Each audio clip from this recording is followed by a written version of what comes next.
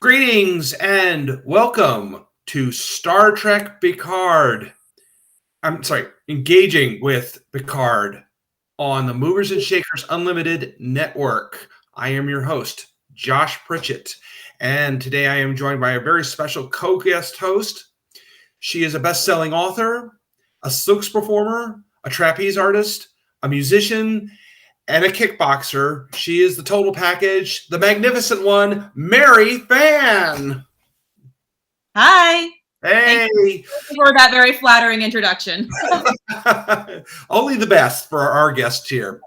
So before we get into it, why don't you tell folks a little bit about what I mean by silks performer?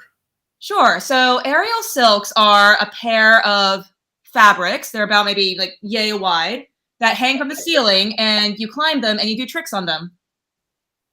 Excellent. So it's for anybody who really wants a reference, I referred you back to the season 3 episode of Star Trek Discovery, where Giorgio went back to the mirror universe, and a group of people were performing a sort of reenactment of her victory over the Klingons. The people who were performing as Klingons were silk performers. So I thought we would bring that up. So, Mary, what did you think of this week's episode? You know, it's interesting. I've been struggling with this season of Picard for some reason. I think it's because, weirdly enough, the main cast is the least interesting part, plot-wise at least. Like, the parts I'm most interested in are with Agnes and the Borg Queen, and with Soong and his daughter and what's going on there. But everything involving Picard himself, I'm actually less interested in. And I don't know why. Like, maybe it's just because it's been kind of slow going so far. And I found that again with this episode where, like, I almost didn't care what Picard himself was doing, which seems wrong for a show about Picard.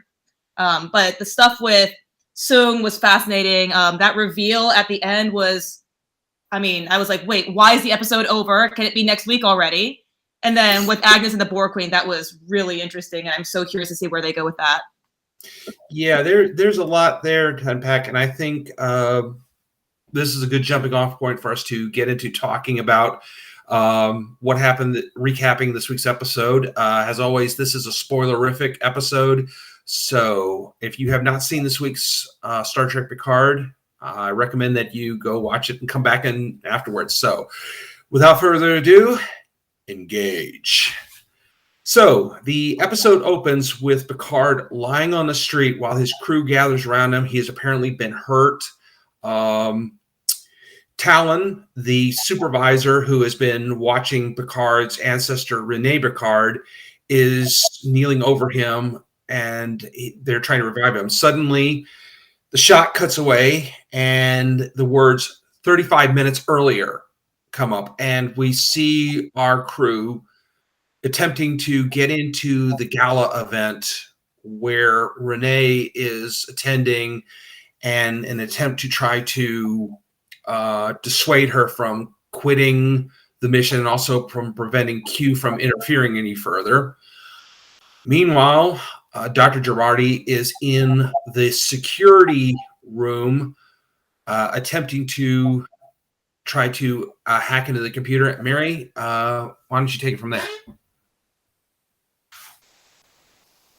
Oh, sorry, we're having technical difficulties here. So Girardi is talking to the Borg. Oh, okay, we've got Mary back. Okay, Mary, if you'd like to take it from there where Girardi's in the security room. All right. So Girardi is in the security room. The Borg Queen is in her head saying, hey, you need me. And Girardi is trying to hack the system so that the rest of the crew can get in. And finally, it's down to the wire. You know, the crew is up at the front of the line. They're trying to get into this event. The security guy's scanning, I think it was Rios's badge, and the badge is coming up as not Rios's identity. And so they're about to get kicked out. So Girardi's finally like, okay, Queen, take over and like, let me help my crew. And so the Queen does, and, you know, Girardi succeeds.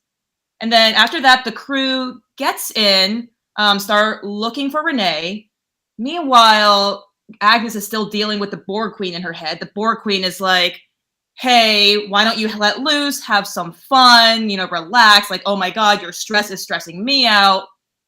Um, and I'm trying to recall the exact sequence of events that happens right after that. I know Picard eventually does find Renee, who is at this point completely stressed out. She's been texting her therapist, who is actually Q, saying, I don't think I can go through with this mission. Q, of course, is encouraging her to back out because for whatever reason, Q does not want Renee to go on this mission.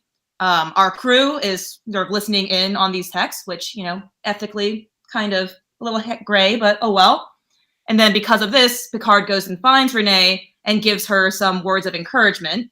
Meanwhile, Jurati's still dealing with the Borg Queen. And Josh, did I miss anything, or can I skip ahead to the grand finale? Yeah, I wanted to go ahead and there's a couple of key things I wanted to add to that.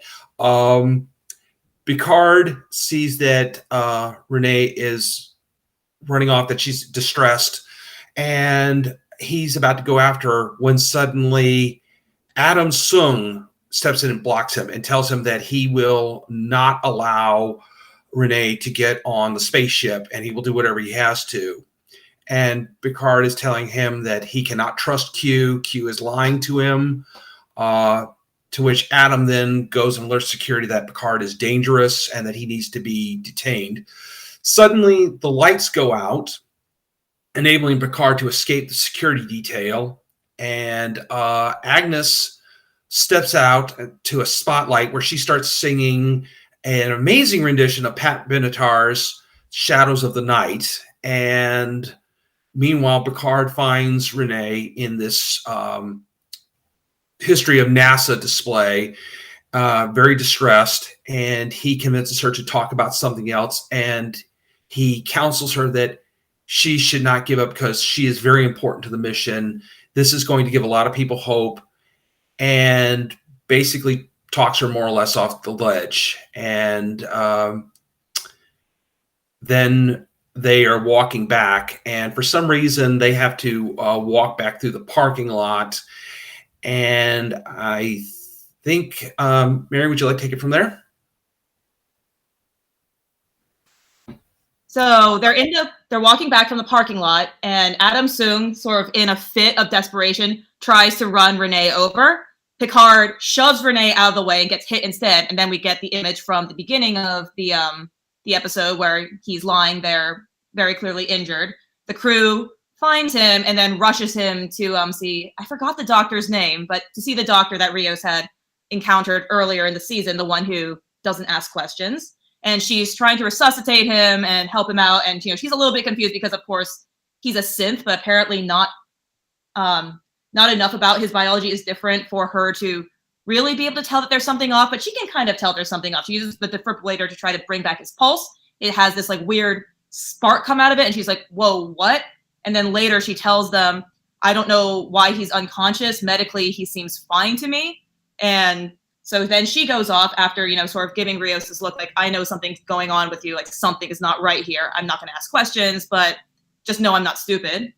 The crew goes in to check on Picard. They're using their sci-fi, hollow, whatever, to look at his brain, saying, yeah, his brain is awake. He's conscious, kind of. But for some reason, he's still in a coma. We're not quite sure what's going on here. Finally, what's her name? Talon, the Watcher, says, I can go into his consciousness and try to bring him out that way, kind of like a mind meld of sorts. And we get flashes of what's going on inside Picard's head. We see a lot of images, very confusing and somewhat disturbing images of his mother being, I don't know, thrown around or dragged off, somehow screaming, like something is very wrong in the scene. And that's kind of where that storyline ends. Meanwhile, we go back to Adam Sung and his daughter, Corey. They're in the basement. Adam Sung is very distressed. He's saying, you are my creation, to his daughter, saying, I feel like a failure. If I can't save you, I am a failure. And Corey is kind of freaked out, like, Dad, what's wrong? And then the episode ends with Corey sort of breaking into her dad's computer, looking through some files, seeing all these images of what looks to be herself as a little girl that she does not remember. And she starts getting distressed. And finally, she finds some files of Adam Sung talking about various little girls. He says, Persephone, age this, There's a couple of other names that come from Greek mythology. I think Artemis was one of them. And then it just sort of ends there with Corey being like, what the hell's going on? What the hell am I? Josh, did I miss anything?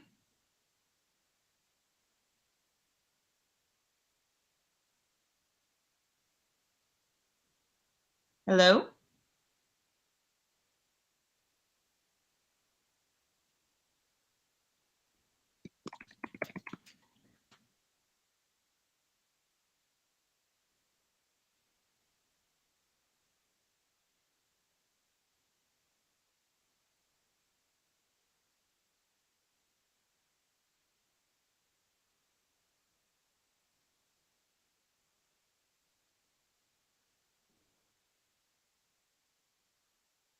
Sorry, it seems like we're having a few technical difficulties, but Josh should be back in a second.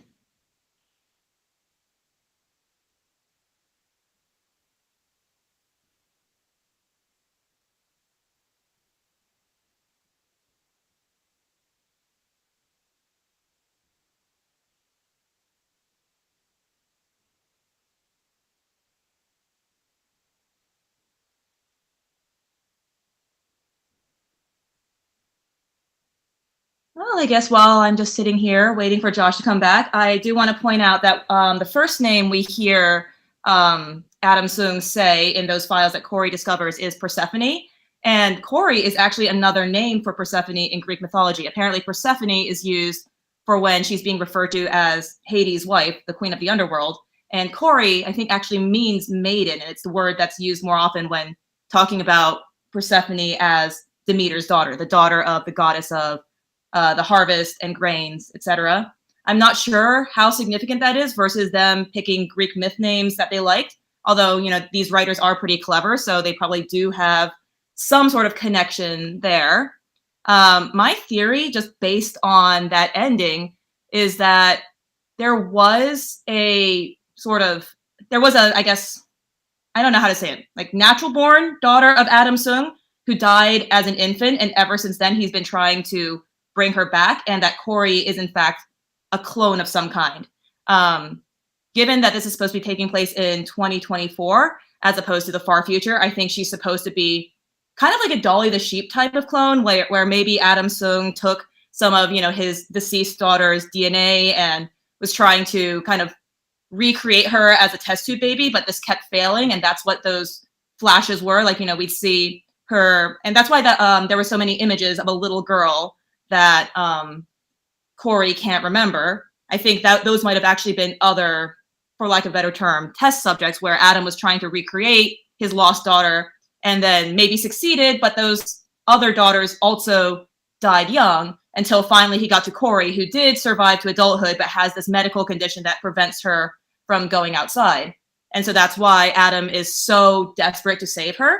It's not just that, he's trying to get his daughter to be able to live a fuller life, but he's already tried and failed to recreate his first daughter so many times, and so he can't lose her as well, which I think is really interesting. Yeah, this was actually one of my favorite parts of the episode, even though it was not even a B storyline. I feel like almost a C storyline in terms of screen time, at least. But it's really interesting, just especially the connection between Adam Sung and then, later on, the Sung we know of from the Next Generation series. And also, data in general, and like the whole idea of creating artificial life, this whole theme that Star Trek has been really great about exploring. I think it's interesting that they, kind of took it back and, tried or like sort of establishing where some of that might have come from, that origin. So I really like that aspect of the show. I also really like the aspect with the Borg Queen and Agnes, as I said before, how Agnes, as in general, has been presented as kind of a sad character. She's brilliant, obviously, and really good at everything, but in her personal life, it's always been kind of a disaster, and she's lonely, and that's why the Borg Queen is able to get into her head, because the Borg Queen, of course, is the opposite of lonely, at least until she got disconnected in this alternate future. The Borg Queen was used to having all these voices in her head, and so now she's kind of offering Agnes that idea of, you're never going to be alone. If I'm with you, I can make you stronger. And of course, in the last episode, we saw Agnes give into that. So this whole storyline has been really interesting. I think we've compared, like Josh and I have compared it, sort of offline to Hannibal Lecter and Clarice in The Silence of the Lambs, like this, really creepy villain character, and then the sort of I don't want to say innocent, but maybe a little bit naive character that is getting drawn in by this, charming villain. Hi, Josh, you're back. Hey, thank you for taking over. Thank you for taking the captain's chair. We were having some technical difficulties on this end. I apologize, everybody. But I could hear and see everything you were doing. So brilliant. I just wanted to add, going back for just a second. Yeah, we were talking about the Hannibal Lecter aspect, Hannibal and Clarice aspect of Girardi and the Borg Queen. Yeah, that was definitely played out.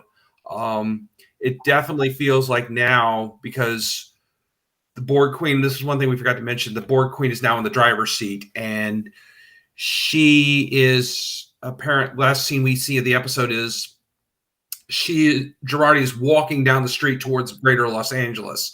So we don't know what's about to happen there, but it probably is not something good. But yeah, there's definitely, it definitely feels like a situation where Hannibal, i.e. the Borg Queen, is taking control and is going to usurp the mission. But I wanted to go back to something about the Corey storyline. There was some things I mentioned to you offline before we started today, was that how much the Soongs, Adam, his great-grandson we saw in Star Trek Enterprise, and then Noonien Soong, who we see way ahead in the 24th century, how much of a Dr. Frankenstein mentality there seems to be here that is really playing out even more so this season, this idea of trying to improve humanity has, at this point, Adam Soong is a geneticist, and so will his great-grandson, as we see on Enterprise, and they're trying to create new life, this time, though, biologically, with what appears to be the beginnings of the eugenics wars, I think, are being played out here. You also mentioned how all the daughters hadn't been named Greek names. In the original manuscript of Frankenstein, the original story was called Frankenstein or the Modern Prometheus. And also the monster was called Adam in the original short story that Mary Shelley wrote before turning it into a novel. I definitely think that's, there is a Frankenstein-esque element. I think we're hitting a lot of horror movie elements with Silence of the Lambs and now with Frankenstein that are really playing out this season in the show. And I think that's kind of what's sort of the moving aspect of it. What do you think? Yeah, for sure. And maybe that's why these are the two storylines that I find the most interesting about this season, because they are dealing with sort of the darker aspects of the Star Trek world, but also it seems like kind of restrained compared to some of like the really dark stuff we can see on Star Trek sometimes, especially over in Discovery. It's more about how something can go from pretty normal to really messed up, when, I mean, you can kind of understand if my theory is correct, if Adam Soong is trying to sort of clone a daughter that died, it might start with just, all right, let me just kind of create new life. What's wrong with that? But then eventually spiraling into this thing where he's, creating person after person, just trying to fill a hole in his life without any regard for the lives he's creating, until you end up with Corey, who doesn't even seem to know her own background. So it's kind of cool to see that slippery slope from maybe good intentions to something horrifying. And I guess that is kind of a theme of the season, because, we start the season seeing this horrifying alternate future where it's, humans first, all aliens are bad, mass, executions and such.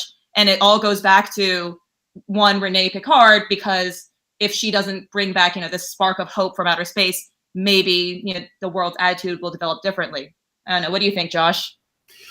Definitely. I think that's what this is all about, is hope versus darkness. We've got a lot of darkness with the Borg Queen inside Agnes, with Adam Soong and what he's doing, and what will probably lead to what I think will lead to the eugenics war. But yeah, the point is saving hope in this and saving it by getting Renee on that spaceship and sending her to Io to find this new life form so that humanity can realize, hey, we're not alone. There is hope for us, maybe. And, but I think one thing, and this is kind of venturing into the not so awesome, and that's something you and I have talked about, is that how the story itself doesn't seem to be moving as quickly. There's a lot of interesting and cool things going on, but it doesn't seem like it's moving that fast. So I see a lot of things going on, but I'm wanting to know more how it all ties together. And I believe they will show us here very soon, but it seems to be like, oh God, just when you got to the good part, it's like, okay, that's the end of this week's episode. We got to come back next week. I'm like, if I still had hair, I'd be pulling it out, but what do you think? Yeah, I definitely agree. I think that's kind of why, as I was saying in the beginning, weirdly enough, the main storyline, like the A storyline, is Picard and Raffi and Seven and the rest of them trying to figure out what's going on with Renee Picard and Q and save the future. And that to me is the least interesting part, which is bizarre because they showed us the stakes at the beginning. They killed poor little Eleanor just to give us some extra personal stakes. I don't know. I've noticed this show seems to like fridging. Actually, both Picard and Discovery seems to like fridging. So I should not have been surprised when they took, our adorable new cadet and just killed him off unceremoniously to give the rest of the crew motivation. But yeah, they set the stakes so high. And so when I was first going into the season, I saw the trailers. I was like, oh, this is going to be really awesome. And then as the season progressed, I'm like, why is it that I really don't care about the main storyline? Why do I care more about Soong and the Borg Queen? And I think, Josh, you're right. It's because they've been moving it so painfully slowly. And I still feel like not much has happened. It's like, all right, Picard found the Watcher. He found Renee. He talked Renee off a ledge. And we still don't know what's going on with Q. I don't think Q has even made an appearance to our main crew yet. He's just been masquerading as the therapist. So I do think it's going to come together eventually. I'm just like, move it along already. Do we really need all these party scenes? Yeah, that part of the show has been going very slow. I think there's a buildup there, and I think there is a purpose. I think that they're getting us to a point where, in order for Picard, I think this is what I'd like to believe is going on, and I'm not in the writer's room. I'm just guessing. But is the reason that all these things are playing out Picard remembering the abuse his mother, or the fact that he's having all these memories about his mother, and then Q showing up and Q being unstable? Are we supposed to be, reminded of what Q said at the end of All Good Things, the finale to Next Generation, that the exploration is not of nebulas and galaxies, but of what's inside humanity? Is Q forcing Picard to confront what's inside of him in order to say that he has to do this before he can save everybody else? And we sure are taking a long way around about this, but at the same time, I guess this is sort of true to the character of Picard, that he's more of the introvert as opposed to the extrovert that Kirk and Sisko and Janeway and other captains of Star Trek have been. That he's more cerebral and he's got to think things through. I just wish he could think about it a little bit. We wish that part would go a little bit faster, but everything else is like a big adrenaline ride so far. Don't you think? Yeah, I guess. I guess my main objection is that, the Picard aspect is supposed to be the main storyline, and it does feel like a lot of filler at this point. And I don't know if it's just me, like maybe I'm just biased because I like the other two storylines so much better. But sometimes things just take patience. So we will see how this all shakes out. It's just you. I think everybody, that I've seen online this last couple of days would agree with you that, yeah, it is the Borg Jurati storyline and the Soong Corey storylines are the more interesting ones, whereas the whole thing about, okay, we've got to save the future from becoming this horror show we saw in the first few episodes, okay, that's not as interesting as what else is going on. Although I do think that Rios and his doctor friend who runs the clinic, I thought that was sort of interesting. Um, I mean, I enjoyed that part, but I think I enjoyed it more as like, okay, not part of the greater story arc of saving the future, but of Rios's own, looking at this reality is what I guess what I'm saying. What Yeah, it was you a great character building storyline. And she's a great addition to the season's cast. I kind of hope they find a way to keep her around. I'm not sure how they would do that, if they would bring her back to the 20th whatever century we're in usually. Yeah. Yeah, and I did like the relationship between Raffi and Seven that's being built out. There's a lot of good things going on in this season. Just for some reason, the main plot is boring, and it's kind of bizarre. Yeah, I mean, I'm hoping they get back to that and they fix that. On the other hand, I'm enjoying all the other characters getting their moment. It seems though that just at their moment, it seems to be taking over the main part of the show. But that's okay. I mean, there's a part of me that's sort of hoping that, as we heard that next year is the finale of the Picard series, maybe these characters get to stick around in their own series afterwards. I mean, that would be cool. I would totally watch that show.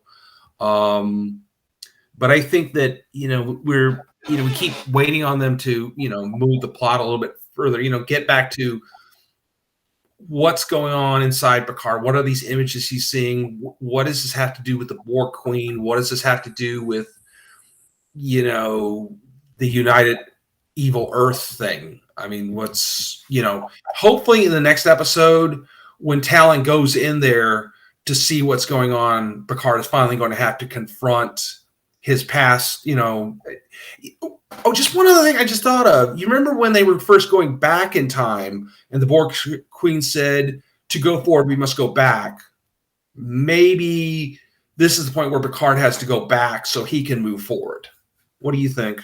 Yeah, maybe. And I'm curious to see what exactly Q is up to, because, this all started because Q was confronting Picard in this sort of alternate world. I don't know, it was a dreamscape or something, but he said, this is all you know, when he showed the alternate evil Earth. And so I'm kind of wondering, like, what's going on there. It's like why Q seems to have a personal reason for wanting Picard to see how bad things can get, and, wanting to put him in this situation where he has to save his ancestor. In general, I feel like there just needs to be more Q this season. He's been around and he definitely seems to be the driving force, but we haven't really even been given any hints of what's going on there, which is starting to get a little frustrating now that we're on episode 6. Yeah, and we only have 4 episodes to go. Really? It's only a 10 episode season? I keep thinking it is, but I thought that about Discovery too, so maybe I'm wrong. I mean, maybe it is a 12 episode story arc. I hope it is, because there's a lot there that we haven't even gotten close to resolving yet. And I'm like, dude, you better hurry this up. Put a proto drive on this story arc and get it going. But I don't know. I was just Googling it. Apparently, it is supposed to be 10. Oh, okay. So we've got 4 episodes to go. So Hurry it up! Come on, get it going here. And okay. So we're now moving into the theories, and I think okay. So I'm going to start with one theory. I think that before the end of the season, Adam Sung and the Borg Queen are going to do a duet. No, I'm kidding. Although that would be kind of funny to watch. Although wouldn't it be kind of cool though to get Brett Spiner and Alison Peel to sing something, a la Buffy musical kind of thing. I mean, we got that song and dance number this last episode, so why not? Yeah, I mean that could be fun. Random musical numbers are very Star Trek. Yes, and now that we apparently are not just limited to doing classical stuff, then apparently they're willing to shell out the money to license some modern music. I think we're going to see more of that.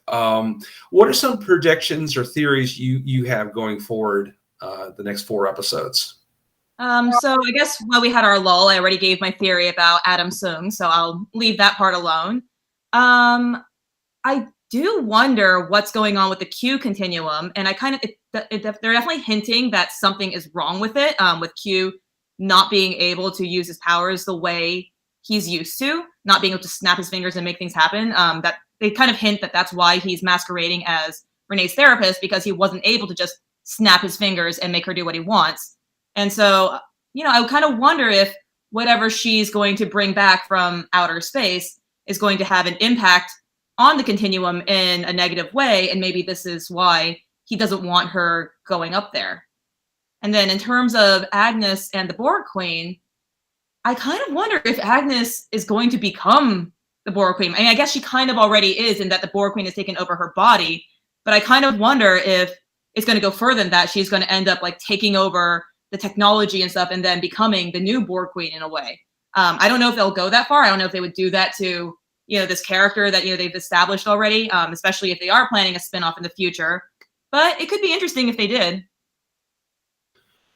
Yeah, I agree. I think Agnes is going to be the new Borg Queen. I think that was her underneath that mask and cape we saw in the first episode. And I think if that's the case, then she was definitely trying to ensure that events happened the way they would, so as to make sure she does become the queen. I think that I think you're exactly right, that there is a chance that what Renee finds on Io is something that is a threat to the continuum. And that is what Q is trying to prevent, even if it means, okay, I have to destroy the entire Federation and reshape the future of humanity to make it this ultra-fascist reality. Whatever it takes to save my people, because obviously Q has been completely unstable, even more unstable than we've ever seen him before. So something is definitely going on there, and hopefully they are going to resolve that in the next few episodes. I do think, and this is just based off a photograph I saw, and I think I told you about it, was that it was some scene of the Picard cast with Jonathan Frakes, Maria Sirtis, Michael Doran, and LeVar Burton, and them all standing together. And I'm wondering, okay, is this where we're going to have? Because we did have the big announcement this week that next season on Picard, the entire Next Generation cast is getting back together. Is this where we're going to see the launching pad for that in these next 10 episodes? Are we going to see our old friends from TNG show up and jump in there and help out? What do you think? It would be nice if they did. I don't know, just because there's so much left to do in this season, and we're already on episode 6. There's only 7, 8, 9, and 10 left. They might end it on maybe a shot of the old crew, but I don't think they're actually going to show up and do anything, just because I don't think there's much space left for that this season. I mean, I'd love it if they did, though. Too, definitely. I think. Wait. Can you hear me? Sorry. Yeah. Okay. Me too. I do wonder about that. I do think, though, and I know I've been harping on this, but I do think we are going to see something about the eugenics wars before this is over, at least the beginnings of it. I know it's really cutting it close to the wire. I don't know if we'd actually see Khan show up. That would be kind of cool if we did, but that's not a given at this point. So I think, I'm trying to think of any other really good predictions. I mean, I'm hopeful we do see Renee take off in the spaceship, although I do think Adam is going to attempt to do one more thing to stop her. He said that he realizes now he's capable of anything. So that's a scary thought, what he's capable of doing next to Renee. I think our crew is going to be divided between, we're going to have people trying to protect Renee, trying to save Picard, and trying to figure out what the heck is going on with Agnes, because they don't know oh, the Borg Queen is in the driver's seat on her. So, we have a lot of other things going on there. So, okay. So I think have you got any other thoughts or anything else as we get ready to wind down? Just one more thing. Poor Elnor. Oh my God. I don't know why that upset me so much. And they showed a flash of him again. It's clearly haunting Raffi. I feel like though Picard doesn't seem to care about this poor character, and it felt that way in season 1 too, which was especially bizarre since the way this character was introduced to us was as this little kid that Picard knew and that kind of grew up worshiping Picard. And so it's like, Picard, don't you care that like this kid that wanted to be your protege and that at the beginning you were shown giving a book to is now dead?